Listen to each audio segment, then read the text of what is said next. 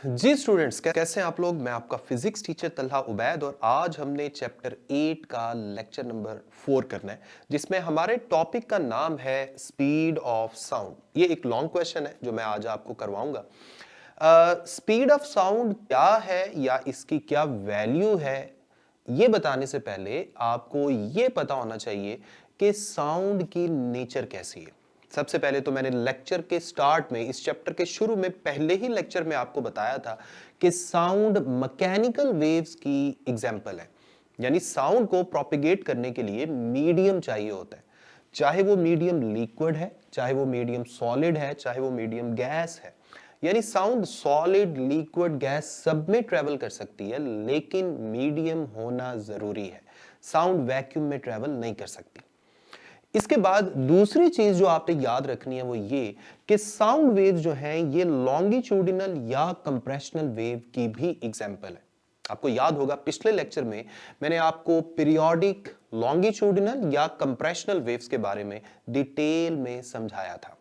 तो sound wave भी longitudinal या कंप्रेशनल वेव की एक एग्जांपल है। यानी अगर मैं बोल रहा हूं तो अब मेरी जो साउंड है ये तो एयर के थ्रू इस माइक तक जा रही है। तो एयर के मॉलिक्यूल्स में असल में कंप्रेशन और रेयरफेक्शन पैदा हो रहे हैं। यानी अगर मैं इस तरफ मुंह करके बोलता हूं तो ये जो सामने हवा है इसमें कुछ खास जगह कंप्रेस हो जाएगी, कुछ एक्सपैंड हो जाएगी, फिर कंप्रेस हुई होगी, फिर एक्सपैंड। इस तरह कंप्रेशन और रेयरफेक्शन की शक्ल में जो साउंड वेव्स हैं मेरे माउथ से अवे जा रही हैं। अब चाहे रास्ते में लिक्विड आ जाता, चाहे सॉलिड आ जाता, साउंड ने चलना ही चलना था। ठीक है, तो ये तो साउंड की नेचर के बारे में। जैसे मैंने आपको अभी बताया कि साउंड वेव्स लॉन्गिट्यूडनल वेव की एग्जांपल है, तो इसके लिए ये बात भी याद रखें, चाहे कोई भी लॉन्गिट्यूडनल वेव है, चाहे वो स्प्रिंग में आपने पैदा की है, चाहे वो साउंड वेव है, चाहे किसी भी तरह की लॉन्गिट्यूडनल वेव है, उसकी स्पीड का जनरल फॉर्मूला मैं सामने लिख रहा हूं। Speed of any longitudinal wave is equal to square root के अंदर capital E divided by rho. इसमें याद रखें ये जो ऊपर कैपिटल ई है ये इलास्टिक मॉडुलस को जाहिर करता है। इलास्टिक मॉडुलस आपने स्कूल क्लासेस में भी थोड़ा सा पढ़ा होगा। मैं आपको पार्ट 2 में चैप्टर 17 में भी इसके बारे में डिटेल में बताऊंगा, लेकिन अभी थोड़ा सा इंट्रोडक्शन दे दूंगा। और नीचे जो रो है ये डेंसिटी ऑफ मीडियम को जाहिर कर रही है। अब डेंसिटी का तो आपको पता ही है, मास पर यूनिट वॉल्यूम। मैं इलास्टिक मॉडुलस के बारे में थोड़ा सा आपको बता देता हूं। इलास्टिक मॉडुलस क्या है, इसको साइड पे बॉक्स में मैं लिख देता हूं। इलास्टिक मॉडुलस बेसिकली एक रेशो है, स्ट्रेस और स्ट्रेन की रेशो है। ऊपर स्ट्रेस आ गया और नीचे स्ट्रेन आ गया। अब यहां पर चूंकि हम स्ट्रेस अप्लाई करेंगे यानी प्रेशर में तब्दीली करेंगे, एक तरह से आसान अल्फाज में आप इस तरह समझ लें, और जिसकी वजह से वॉल्यूम में कोई ना कोई तब्दीली आएगी। आगे चल के आपको यह भी पता चलेगा, जब मैं बोल रहा हूं तो मैं असल में मीडियम, जिस मीडियम में मैं बोल रहा हूं उसके ऊपर प्रेशर चेंज कर रहा हूं बार बार, और बार बार उसमें वॉल्यूम में तब्दीली आ रही है, जिसकी वजह से किसी जगह कंप्रेशन, किसी जगह रेयरफेक्शन, किसी जगह कंप्रेशन, इस तरह से साउंड ट्रेवल करके आगे जा रही है। तो जो स्ट्रेन है ना, ये है change in volume divided by original volume. तो सामने मैंने आपको इलास्टिक मॉडुलस का सिंबॉलिकली एक फॉर्मूला लिख दिया है। ऊपर स्ट्रेस, नीचे स्ट्रेन, फिर आगे चल के स्ट्रेस की जगह चेंज इन प्रेशर यानी डेल्टा पी, और नीचे स्ट्रेन की जगह delta we divided by capital V. ऊपर डेल्टा वी जो है ये चेंज इन वॉल्यूम को जाहिर कर रहा है, और इसके नीचे जो कैपिटल वी है ये इनिशियल या ओरिजिनल वॉल्यूम को जाहिर कर रहा है। तो ये तो मैंने आपको इलास्टिक मॉडुलस के बारे में एक हल्का सा आइडिया दे दिया।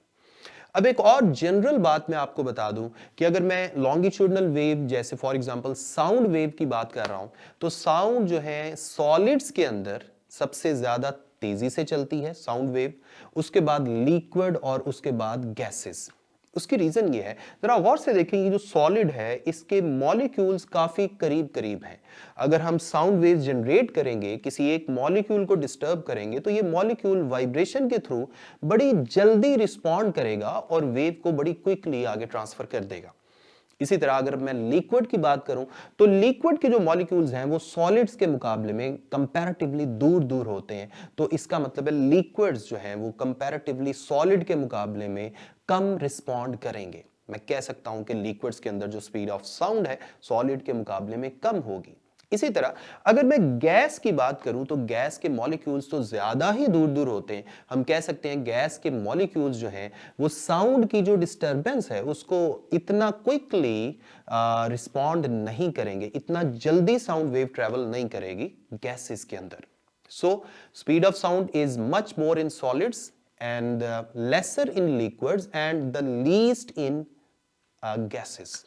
तो ये मैंने आपको कंपैरिजन थोड़ा सा बता दिया। अगर आप इस इक्वेशन के मुताबिक देखें जो मैंने अभी लिखवाई है v is equal to E over rho का स्क्वायर रूट, जिसे मैं इक्वेशन नंबर 1 कह रहा हूं, इसमें भी कैपिटल E और नीचे जो रो है इसकी रेशो की अगर मैं बात करूं तो इसकी रेशो सॉलिड्स के लिए सबसे ज्यादा होती है और इस रेशो की वैल्यू लिक्विड्स में उससे कम और गैसेस में सबसे कम होती है। इसीलिए हम कह सकते हैं speed of sound is much more in solids, lesser in liquids and the least in gases. अब थोड़ा सा लेक्चर को मजीद आगे बढ़ाने लगा हूं। न्यूटन साइंटिस्ट ने स्पीड ऑफ साउंड हवा में कैलकुलेट करने के लिए एक फॉर्मूला बनाया इसी इक्वेशन नंबर 1 को यूज करते हुए। बेसिकली उसने क्या किया था, उसने इस इक्वेशन में जो इलास्टिक मॉडुलस आपको नजर आ रहा है हवा के लिए इसी इलास्टिक मॉडुलस की वैल्यू कैलकुलेट की थी। अब हम उसके एक्सपेरिमेंट की तरफ चलने लगे। यहां पर हम हेडिंग लिख देते हैं Newton's formula for the speed of sound in air. सबसे पहले तो न्यूटन की अजम्पशन क्या थी, हमने उस पर थोड़ी सी बात करनी है। न्यूटन ने यह एज्यूम किया था कि साउंड जब हवा में चलती है तो हवा के अंदर कंप्रेशन और रेयरफेक्शन बन जाते हैं, जैसे मैंने थोड़ी देर पहले आपको बताया। अब कंप्रेशन जो है इसका वॉल्यूम कम होता है, प्रेशर इस पे ज्यादा होता है, वॉल्यूम कम होता है, और रेयरफेक्शन का वॉल्यूम ज्यादा होता है और प्रेशर कम होता है। अब जरा गौर से सोचें, जब गैस के मॉलिक्यूल्स को थोड़े वॉल्यूम में कन्फाइन किया जाएगा तो उस जगह का टेम्परेचर बढ़ जाएगा। इसी तरह अगर गैस के मॉलिक्यूल्स को एक्सपैंड करवाया जाएगा, वॉल्यूम बढ़ाया जाएगा तो टेम्परेचर कम होगा। यानी हम कह सकते हैं कि कंप्रेशन का टेम्परेचर ज्यादा होना चाहिए और रेयरफेक्शन का टेम्परेचर कंपैरेटिवली कम होना चाहिए। न्यूटन ने भी ऐसे ही सोचा।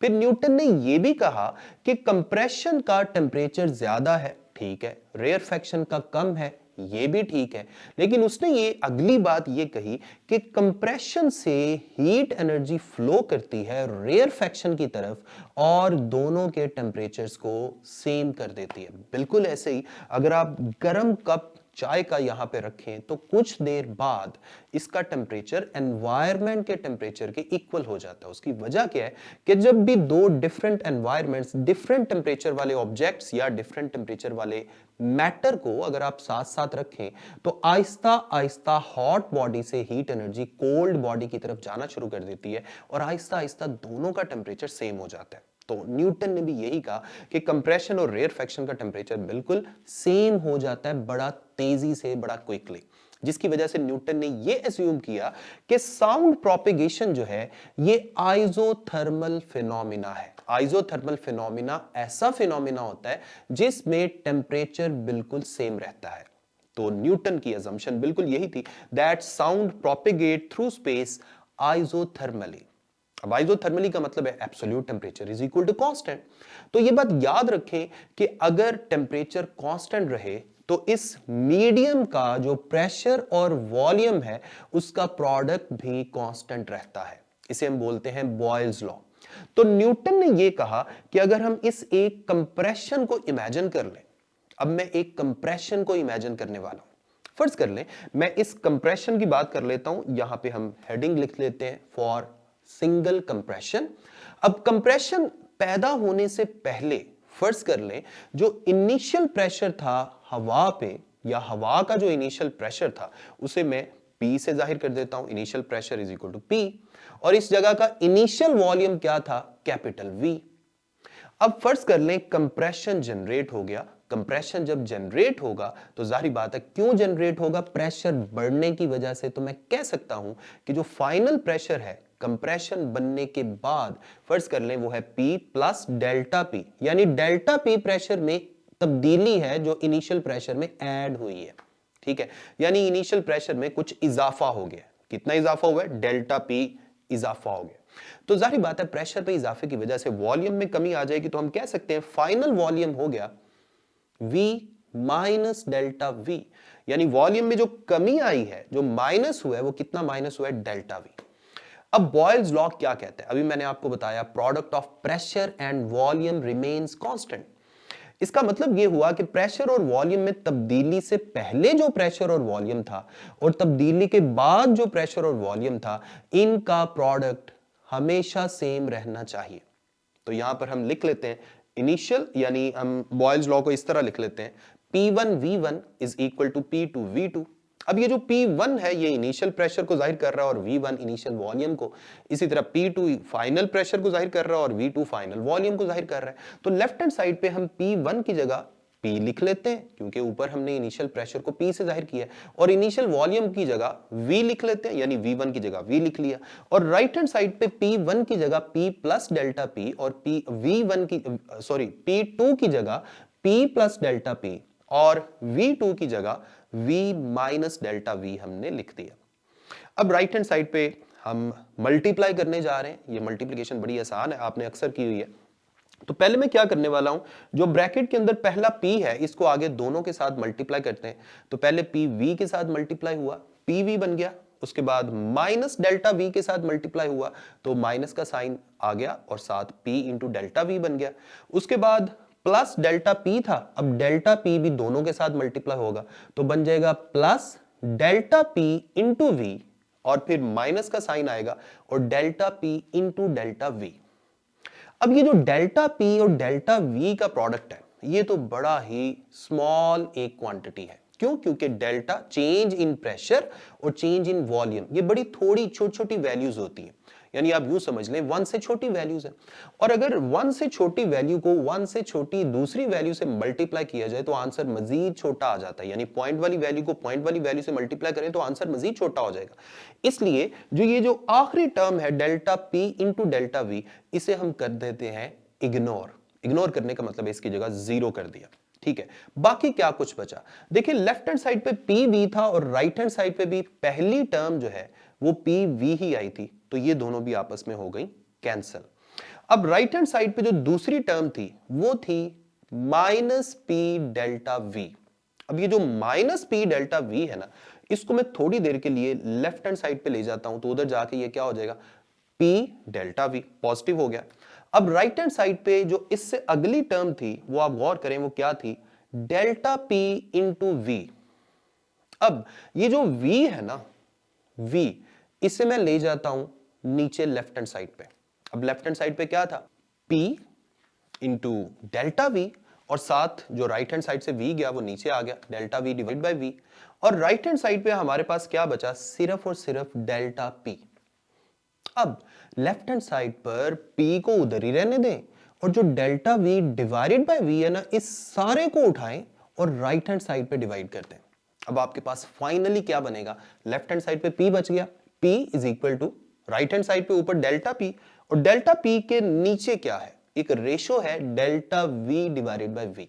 अभी लेक्चर के स्टार्ट में मैंने आपको बताया था कि ये जो डेल्टा P है ना राइट हैंड साइड पे, इसे हम स्ट्रेस भी कह सकते हैं, यानी चेंज इन प्रेशर, स्ट्रेस। तो यहां स्ट्रेस आ गया और नीचे डेल्टा V ओवर V की जगह स्ट्रेन आ गया, change in volume divided by original volume. तो स्ट्रेस और स्ट्रेन की रेशो क्या होती है? ये मैंने लेक्चर के स्टार्ट में बताया था, इलास्टिक मॉडुलस। तो इसकी जगह कैपिटल E आ गया, यानी elastic modulus of air Newton के मुताबिक क्या आया? कैपिटल P के इक्वल। अब कैपिटल P क्या था? ये तो एटमॉस्फेरिक प्रेशर था, तो आगे चल के हम इसकी वैल्यू भी पुट करेंगे। फिलहाल E is equal to P जो है, ये वो जो इक्वेशन नंबर 1 हमने शुरू में लिखी थी उसके अंदर पुट कर दें। तो speed of sound in air का न्यूटन के फॉर्मूला के मुताबिक जो फॉर्मूला बना वो क्या बना? V is equal to square root के अंदर capital P divided by rho. ये है जनाब इक्वेशन नंबर 2। ये है Newton's formula for the speed of sound in air. अब इसमें हमने स्टैंडर्ड टेम्परेचर एंड प्रेशर के मुताबिक, या हम कह सकते हैं एट एसटीपी, हम प्रेशर यानी एटमॉस्फेरिक प्रेशर जो P है उसकी जगह हम लिख सकते हैं, हम जानते हैं P एटमॉस्फेरिक प्रेशर कितना होता है 1 atm, या पास्कल में लिखें, ऐसा यूनिट में लिखें तो ये बनेगा 101,325 पास्कल। अब ये तो जनाब P हो गया। इसके बाद टेम्परेचर हमने यहां पे कंसिडर करना है 0 डिग्री सेल्सियस, और जो नीचे रो आपको नजर आ रही है डेंसिटी ऑफ एयर, तो ये तकरीबन एसटीपी होती है 1.29 इंटू 1.29 किलोग्राम पर क्यूबिक मीटर। ये हमने डेंसिटी की वैल्यूज लिखते हैं। ये सारी वैल्यूज जब हम इक्वेशन नंबर 2 में पुट करेंगे तो आपके पास speed of sound from Newton's formula कितना आ जाएगा 280 मीटर पर सेकेंड। लेकिन जो एक्सपेरिमेंटल वैल्यू है ना स्पीड ऑफ साउंड की 0 डिग्री सेल्सियस पे और स्टैंडर्ड टेम्परेचर एंड प्रेशर की सारी कंडीशंस पे, वो होती है 332 मीटर पर सेकेंड। अब जरा गौर करें, इनमें तो बहुत ज्यादा डिफरेंस है। इसका मतलब है न्यूटन के फॉर्मूला के मुताबिक काफी ज्यादा एरर आ रहा है। अब वो एरर कितना आ रहा है, वो एरर कैसे कैलकुलेट करेंगे? Error is equal to experimental value minus जो अभी हमने कैलकुलेट की है न्यूटन के फॉर्मूला के मुताबिक, यानी 332 माइनस 280 कर दिया। अब ये जो डिफरेंस है ये बनता है 52 मीटर पर सेकेंड। इतना ज्यादा एरर आ रहा है। अगर आप इसकी परसेंटेज कैलकुलेट करें तो वो भी काफी ज्यादा परसेंटेज है। परसेंटेज एरर कैसे निकालते हैं? Percentage error is equal to, ऊपर एरर आ गया, नीचे ओरिजिनल वैल्यू आ गई, मल्टीप्लाई कर देना है 100 के साथ। ऊपर 52 आ गया, नीचे 332 जो ओरिजिनल वैल्यू है, और मल्टीप्लाई करें 100 से, तो इसका आंसर तकरीबन 15.6% आता है। इसका मतलब है न्यूटन के फॉर्मूला के मुताबिक जो स्पीड ऑफ साउंड कैलकुलेट की जा सकती है उसमें एक्सपेरिमेंटल वैल्यू के लिहाज से कितना एरर है 15.6, या राउंड ऑफ करें तो 16%, और ये काफी बड़ा एरर है। इसी एरर को हम अगले लेक्चर में रिमूव करेंगे, और वो रिमूव किया था एक साइंटिस्ट ने, लप्लस, उसे बोलते हैं लप्लस करेक्शन। ये हम अगले लेक्चर में करेंगे। तब तक अपना ख्याल रखें, मुझे अपनी दुआ में याद रखें। अल्लाह हाफिज।